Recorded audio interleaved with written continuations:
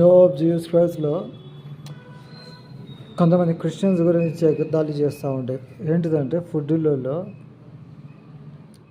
ఎవరి వాళ్ళు కొనుక్కొని తింటే మనీ ఇచ్చి మంచి ఫుడ్ ఇవ్వాలి, కానీ ఏం చేస్తున్నారంట ఫుడ్ వాటర్ కుక్ చేసిన వాటర్ డర్టీ వాటర్ అంట, కొంచెంసార్లు ఏదో కలుపుతున్నారంట. అయితే వెనకాల ట్రాన్స్కో పిగ్ వాళ్ళు అంట, వాళ్ళు హిందూ బ్రాహ్మణ్ అని చెప్పుకుంటారు కానీ పిగ్ వాళ్ళు. ఎలక్ట్రిసిటీ డిపార్ట్మెంట్లో వర్క్ చేసిన వాళ్ళ గురించి ఏమొచ్చింది, ఎందుకు ఫిట్టింగ్ రిప్లై అంటే క్రిస్టియన్స్ని ఏదో అబద్ధాలతో ఎగతాళి చేసినందుకు.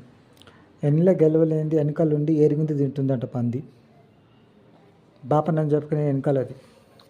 సో ఇప్పుడు మేము అట్లా తిన్నామంటే మేము ప్రేమతో ప్రిపేర్ చేసి ప్రేయర్ అయినా కూడా ఏదైనా ప్రేమతోటి కొంచెం చేతితో కూడా కలిపి పెట్టిన మనుషులం మేము. నోవా అని నేను కావచ్చు, ఆలిస్ మమ్మీ అని కావచ్చు, ఎవరైనా కావచ్చు. అట్లాంటి మాకు ఫుడ్లలో అవి కల్పనకి వెనకాల బాపనని చెప్పుకుని ఎవరితో తింటకు ఒకరు కూడా మా మమ్మీని ఏదో కంత్రి ముఖంలాగా పెట్టి చూస్తున్నావు, ఎవరు తిను అసలు పిగ్గు జాతి.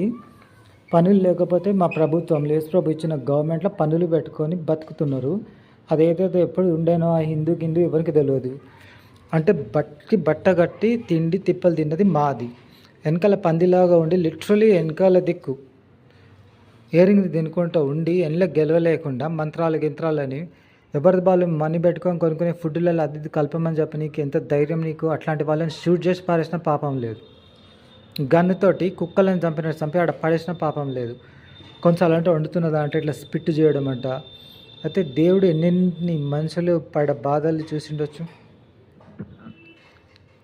కొన్నిసార్లు క్రిస్టియన్స్ అన్న మేము అందరితో కలిసి తింటున్నప్పుడు వాళ్ళు ఏది తింటే అది తినాల్సి వస్తుందని బైబిల్లో రాసింది.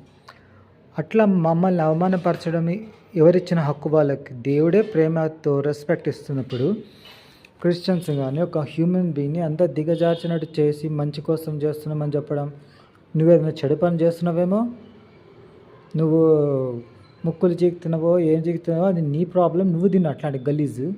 మంచి రెస్పెక్టబుల్ బతికే వాళ్ళందరినీ చేయడానికి సిగ్గు లేదా? ఒకటి కూడా చర్చిలో ఒకసారి ఏదో ఫుడ్ పెట్టి అట్లా ముక్కు చీదుకుంటా అది ఇది గలీజ్ పనులు చేసిన దాని బిడ్డలు, గలీజ్ పనులు చేసే దాని బిడ్డలు తినాలి, పీ తినాలి.